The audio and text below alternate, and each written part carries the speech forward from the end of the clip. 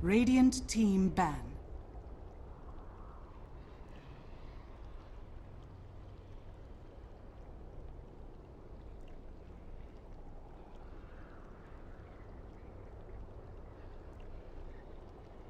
Ten seconds remaining. Fnatic's turn to ban.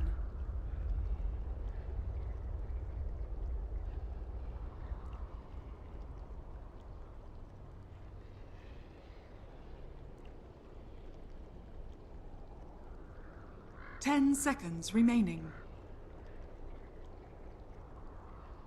5 seconds remaining. Reserve time.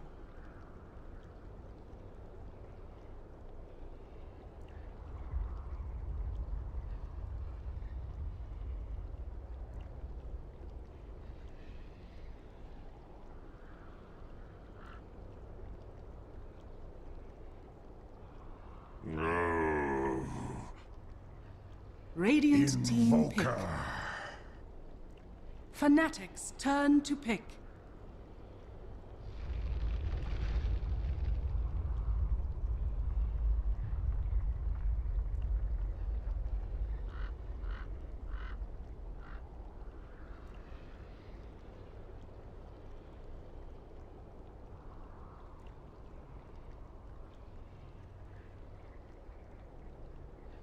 Good morning, everyone. Welcome back to the ESL One Frankfurt Southeast Asia Qualifier. We have Fnatic facing up against Execration in one of our 2 qualifier matches for the day. On the other side, we are going to have an MVP Phoenix match, I believe there versus Signature Trust. So, 2 pretty interesting matches today. And following up, then we have the semifinals and finals.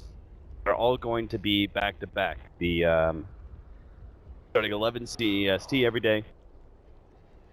Wrap up on Tuesday? Yeah, Tuesday. So hopefully you guys will all tune in for that. But our first game, Fnatic versus Execration. We already have draft, and I'm going to be joined by Heen. Heen, what's up, man? Casting a lot of Dota lately.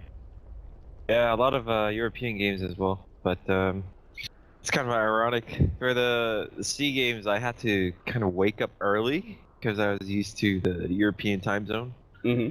So it's 6 p.m. right now, but it really feels like morning. I don't know what's going on with my sleep schedule.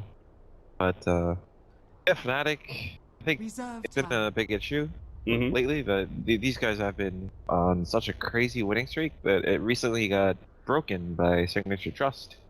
Clean 2-0. I didn't get to watch them. Still, since then though, they've been at it again. They're like, okay, I broke our streak. Let's start again. Maybe we'll get a longer streak. So they've been basically dominating the C scene right now, and we have to see if Execration. I think most people would definitely say Fnatic are the favorite here, and if Execration managed to knock out Fnatic, that would be a huge upset and really fun to see. 10 seconds Especially remaining. given the way that Southeast Asia, it seems like there has only really been 2 contenders out of the C region for these like major these major LAN events from C, and that's Fnatic and MVP Phoenix. MVP Phoenix who usually just show up at LAN, oftentimes not performing the same way that they do on online qualifiers, and then Fnatic, of course, just being the strongest team in region kind of consistently. But we are seeing some of the rise of some of these other Southeast Asian teams. My bet right now, I've got TNC. I feel like they're a really strong team, and I feel like they're one of the teams that's most likely to be able to upset these kind of top 2. But of course, Execration is definitely not a team that you want to snark on, that's for sure. They've actually been doing not too bad for themselves. In this specific matchup, they may be the underdogs, but they've already beat a pretty good team in the past. I believe they were 5 seconds remaining. They recently take on that they lost to TNC twice in a row, which Reserve was time. But I remember watching a game not so long ago where I was like, oh, Execration. Oh, they beat Mineski. I think that's what it was. Like, oh, okay, so they beat him in a best of one. Fnatic's Yeah. turn to pick.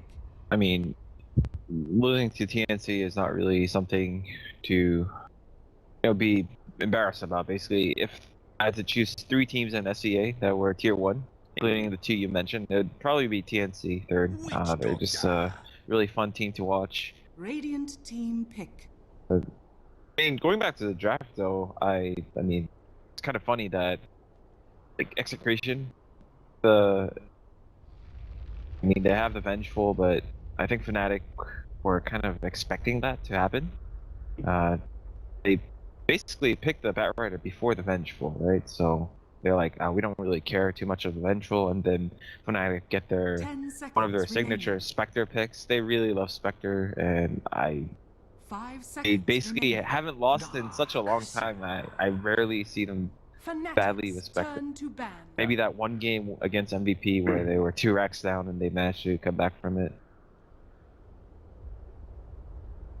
Their lineup's looking pretty pick up. Like they've got a lot of single target between the Batrider picking somebody off, the 10 Enchantresses, seconds remaining. strong amount of damage. They're also looking okay when it comes 5 to seconds laning remaining. phase. I think the lanes with Batrider are particularly threatening. I'm Reserve not sure if time. that's what they're actually going to do here with this Enchantress, if they're going to be running more in the off lane, or if it's going to be more protecting the Spectre and roaming onto the mid lane. But either way, the Enchantress Radiant's is kind of team one of those back. better heroes to secure your laning phase. Execration, meanwhile, they look like they're a team that once they get their like basic items by 20-25 minutes on Sven and Darkseer, and then the Invoker just has levels Fnatic's and a Midas, turn to they're pick. looking like a really good team fight squad that is going to be able to take 5-man's comp. Yeah. And so far, one of the things that's going well for Execration in terms of game plan is that Darkseer is going to possibly have a really fast mech timing if the Enchantress doesn't focus too much on the Spectre lane. So like Spectre, Witchstalker shouldn't be too much of a threat for Darkseer to just farm 10 freely. seconds remaining. Then we haven't seen any errors for Fnatic. And you mentioned 5 that 20-minute seconds timing remaining. where Sven's going to peak and no mech versus mech. I think Execration have a Reserve good time. chance of at least holding a dominating position in mid game. Fifth pickup here. What are you looking for to kind of round out this lineup? They're not going to be able to get the global strategy as the Zeus is banned away from Execration. There's not too many mids left. There's some of our more early game nuker focus like Puck and Lina. I don't think any of our more semi-carry mids are left full. Most of them banned away. I think Fnatic, if they're gonna go for a mid hero, they want something that is elusive against the Sven, like the Puck or the Wind Ranger. There aren't many heroes that can just straight out tank Sven's burst potential, so you have to, just deflect it somehow. You have you seen Mid1 play Batrider at all? I was just curious. I don't think that's what they're going for, but I was just curious if that was ever a strategy that Fnatic could employ. Because I've seen many other teams, they like running Batrider specifically against Invoker. It feels like one of those matchups they can. Okay. Radiant team pick. Yeah, as it's going to be a Pugna mid. Yeah, I was gonna answer that. I've seen Mid1 play Earth Spirit, which he publicly said was not something that he practiced. So I was like, if he can play Earth Spirit, which he wasn't comfortable on, he could definitely play Batrider. They're gonna go for one of the more niche Fnatic signature heroes here, the Pugna mid. I'm not sure how it does against Invoker, but this team, Fnatic, they put a lot of faith into Mid1 as like the laning phase is not too important. He's just a great player all around, and even if Pugna has an early game around, they're gonna come to a point where they're gonna play as a team and try to cover the Pugna.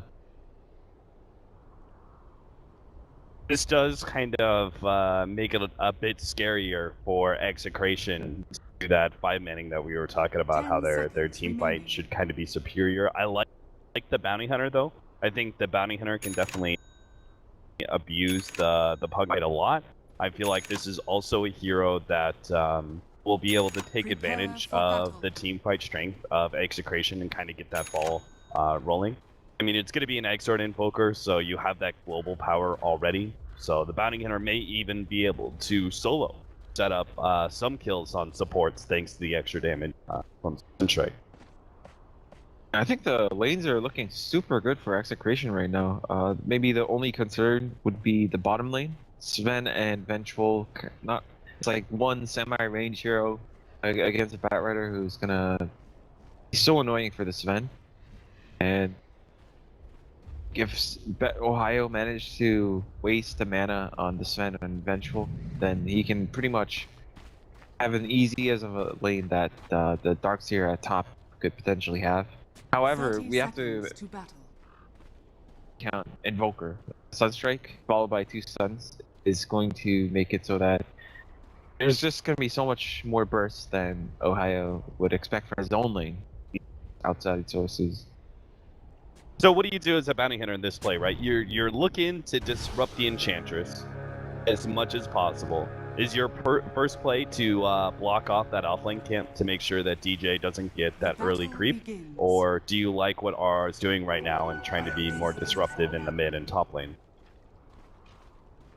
Yeah, I think it looks like he wants to block this mid camp near the Dire base because that's kind of like, if you get a creep from there, you can either go top or mid, whereas the Secret Shop camp is more just specialized for going to the offlane. Oh, he got Does the manage. sentry, Yeah. but one kind of slow on the fingers there. Still, if he's going to be putting so much focus on the Pugna, this will allow DJ to be able to get that early offlane camp, but he is going to rotate back into his own jungle trying to grab another creep. He's just going to throw that Wild Wing Ripper to the bottom lane to help out the Batrider, and I guess it's not necessary, right? Their dual lane shouldn't really be strong enough to beat Ohio, given the fact that they do have such little range. You just give him one extra creep, and he's going to be good, essentially, for the bottom lane. Yeah. I mean, just look at what happened. Oh, mid one? Oh, that is so annoying. He does have the fallback of Decrepify every single time. Be able to deal with Cold Snap. So that's actually going to help out quite a lot. Yeah, what happened in bottom was that Ohio he started Ring of Protection and just tanked both the stuns from Vengeance Sven. And I mean, Nando does have 2 mangoes right now, but you don't really want to use a mango unless it's going to ensure you a kill.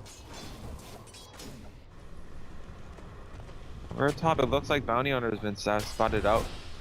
They're Gonna be able to get the cask on him, get some damage. Golem Shard follows up, or will be able to get out, thanks in part to the surge from the Darkseer. His rotation kind of being scouted here. He doesn't have any more counter wards to take those out, so kind of feels like his laning phase at top is kind of over. He's probably just gonna have to focus on trying to shut out the mid lane, maybe following the Enchantress around, just kind of depending on what opportunity present themselves.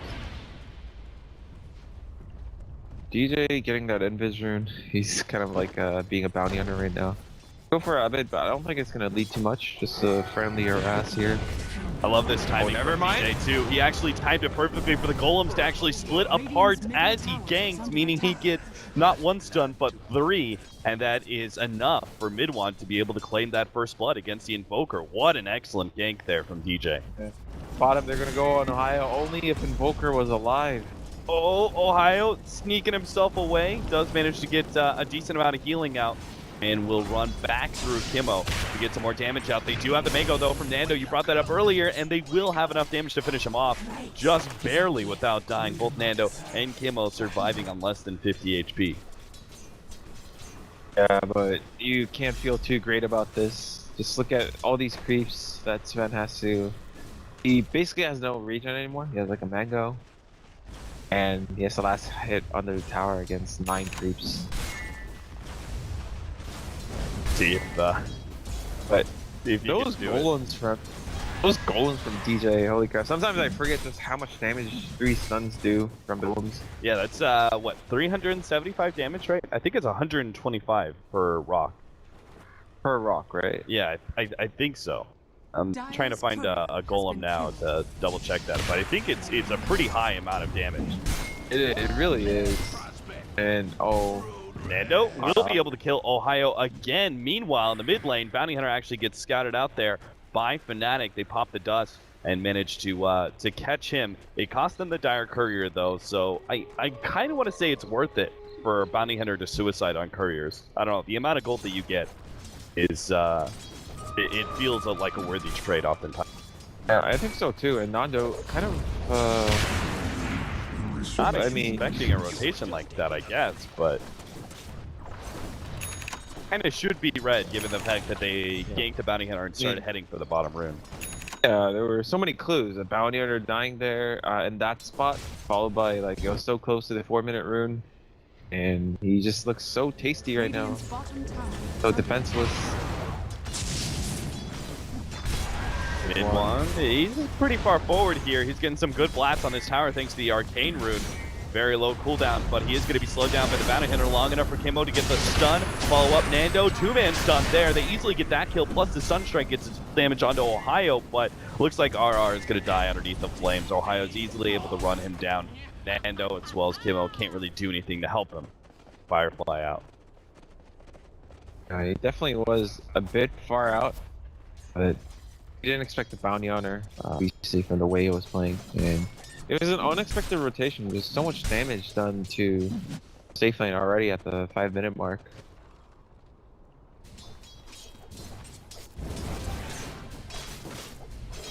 Back to How's, our mid lane. Yeah, I was Abed, gonna talk about net, but looks like there might be some action at mid. yeah, DJ's going to come in, double centaurs, stunning him up, plus the cast. Meanwhile, Pugna, draining his life away, will be able to help get the kill on the Invoker and also pressure this tower. So, looking good there, but what about Ned? He's doing well for himself in CS, and he does have his level 6, so he can join in on the next gank that Fnatic execute. He has so much gold saved up. I wonder if he's not gonna go for the standard build. This game, DJ and mid one. Oh, Abed, are you? Is he dead again? He might just be. He doesn't have anything to be able to get out of this situation. He just TP's in right into almost death, and there goes the Spectre ultimate. Won't be able to help get that kill, and Bat Rider does get the Vengeful Spirit at bottom lane at the exact same time, so net. Not sure, it didn't look like he was able to be a part of the mid kill, but I think he was able to jump to bottom, be a part of that, and jump back. RR is barely, no, he's not going to make it out. Couldn't get through the trees, block the vision of DJ. Able to get another good snipe out there with the dust. 3 to 10, Execration just falling apart now as Fnatic really pushing up the tempo of this game. Just way too rough right now. I feel they had good lanes, but the rotations from Fnatic were more spot on. Rather, like, I don't see too much rotations from Execration so far, other than the Bounty Hunter. But that's, you can't really call it rotation. That's just the nature of the hero. And at this point, I'm afraid to say this, like, what's Execration? How are they gonna make a comeback into the game right now? Because this Sven is not having a clean game. You ideally don't want any deaths until the 15-minute mark. You just want to get your Helm of Dom, get that early farm potential roaming starting.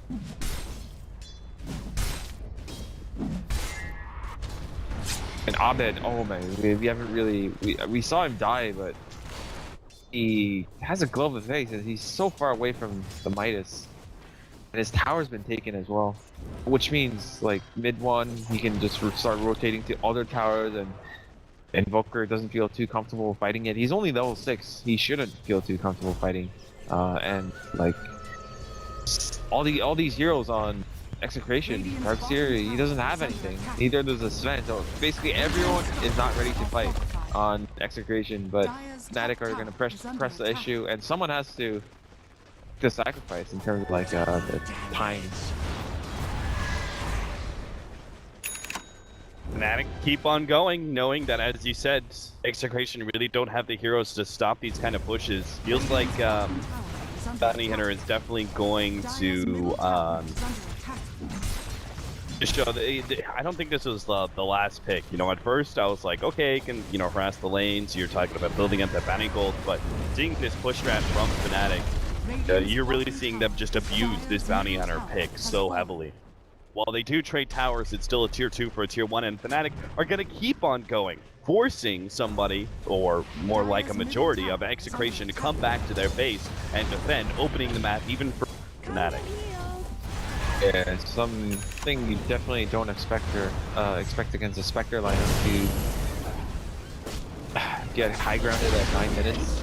Imo almost gonna die here just purely from 2 Impetus shots and a flame break. They're gonna run down Kims instead. They will be able to get that kill. Spectre ultimate bouncing around a little bit. Will be able to bring this tower. It's already down below half HP. Midwan is actually running out of mana soon, so Fnatic, not because Execration have pushed them away, but solely because they're running out of mana, they're probably gonna have to back out now. Should, but there they go. I mean, like, come on, guys. You guys got a tier 3 at 9 minutes. That's good enough. Yeah, there's no need to get too greedy. I mean, they're like overachievers, right? They're like need racks pre 10 minutes. But they had so many items coming in too. They've got the mech now completed from mid one. Blink Dagger is going to be up rather shortly here. Spectre probably just completing drums next. Felt like there was so much action that I was gonna say Batrider's blink timing is like standard, but it's actually only 10 minutes in.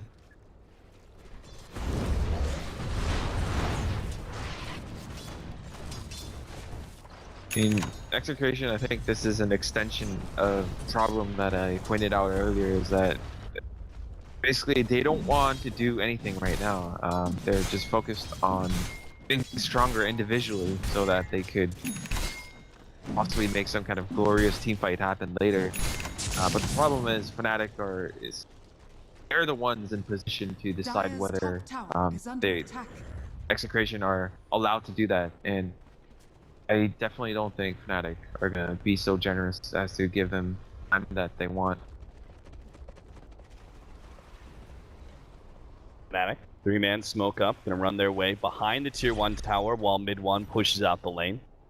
Because he's got the mech, they feel pretty free to just let him solo push. The smoke is going to pop. They pop the dust, and they are going to reveal RR. Thanks in help to the Spectre ultimate, they're going to be able to see that kill, plus grab Tim's from Ohio. He's going to try and go for a vacuum surge play out, but he doesn't have the time. Fnatic executing the gank perfectly, get an extra kill, and will now be able to take tier 1 and probably tier 2. Execration not going to be ready to fight yet. They'll lose all of their outer towers soon. Unfortunately, Sven is not in a position to be doing something efficient right now. I mean, one thing we have to talk about is this Pugna's pushing speed. One of the reasons that Pugna is not so popular is like you see the Pugna trying to push down your towers, and earlier we saw the bounty hunter hit Pugna at the tier 1 and punish the Pugna for it with a Sven vengeful, but at this point where he's being escorted by his team, oh wow, that nice kill. Finally, patient needed. They're going to need a lot more pickoffs just like that, actually. They haven't made too much use of the Sunstrike either this game, which is unfortunate. I mean, That's really the game Abed had though. Only thing he can do when he's so underleveled. That's kind of what the Exort Invoker is. Oh, Sven goes down to the top lane. Exort Invoker is like very laning phase focused and farm heavy, and the only global power he usually brings to any of some of these early pushes is going to be that Sunstrike. It's not until you get those later levels, 14, 15, 16, and you start looking towards that Ags, then Invoker becomes more of a viable full team fight force other than just. Yeah. I mean, Invoker, he had a 0-3 start. He died a lot of times in the really early game, but he's gonna slowly come back from this. Like, if this game were to go on for another 20 minutes, he's gonna have like his Aghanim's, possibly drums and all that jazz. But for the Sven though, I not sure if Sven is going to be able to use this like ancient side of his map, the ancient area and secret shop neutral camp. This is such an easy area for Batrider to control that I fear that the Sven is not going to be able to scale as well as Spectre, which, I mean, that's part, like, how you win the game for Execration at the beginning. They must have been thinking that our Sven has to have, like, 0.5 times the net worth of the Spectre for this game to be relatively easy. Or even. Pick off on Abed, tries to go for the TB out, but not even worth the gold attempt. It's just too easy for Fnatic to get that kill. Meanwhile, they're also doing Roshan. Yes, they're giving up the tier 1 tower at top lane. That's fine. It's a safe lane tower. You don't really care too much about it if you're dire side Fnatic at this point. You don't really need to control your jungle because you're most of the time going to be pushing aggressively and taking the Radiant side jungle away, and also trying to get back-to-back Roshans if the game even goes that long, because Fnatic may just be able to end this game with this round of Aegis.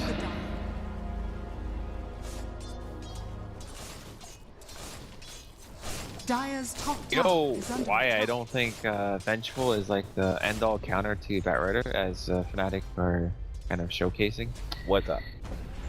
It's like when the game goes sour, Vengeful can't be at multiple places at once, and generally one of the ways you want to come back is to farm up, or then you have to fight into a Batrider, but that means you have to run around the map not knowing when you're gonna get lassoed and Spectre haunted.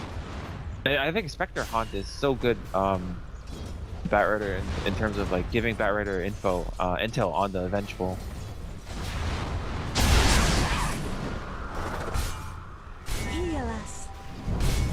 Durkin bouncing around, Execration trying to go for the Pugton ward. Kimmo's going to be pulled back in. They have the Stormbolt that goes out. Kimmo's still going to be dying here. A little bit more damage to the Enchantress will seal the deal. Now the Kaz bouncing around, controlling Nando underneath that Death Ward. He's got a lot of armor, but it just doesn't make a damn difference when all of Fnatic start beating on him towards the end there. They will be able to take this lane of Rax, and they'll probably, given the amount of sustain that they have, not really worried. Oh my Jesus, God. he just two-shot the Bounty Hunter. Radiant's bottom barracks All has right. fallen. Well, Fnatic, again, the sustain that they have lets them just go straight to mid. They'll take this tier 2 tower next. Sometimes DJ makes plays where I'm not sure like if he's reaching for it, but by like DJ standards, it's like he expected it to work like that. Earlier, gank onto the Invoker with his lone golem, mud golem that split into two and just did so much damage. I like how also Net didn't even bother haunting in. Radiant's Yeah. middle tower has fallen. I was looking at that. I was like, 1, 2, 3, 4. There's 4 members of Fnatic. Wait a minute. Where's Net? Oh, he's still at top lane. He didn't even pop the ultimate during that fight because he knew it wasn't necessary. He's just keeping in the top lane push. That way they can take that tier 2 after they take the tier 2 at mid.